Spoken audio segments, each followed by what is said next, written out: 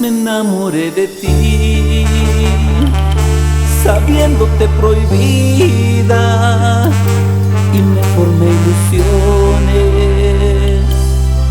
a tu lado, sabiendo que jamás podría ser mía. Te entregué mi corazón. ¿Qué tal, amigos? Nosotros somos La Victoria de México.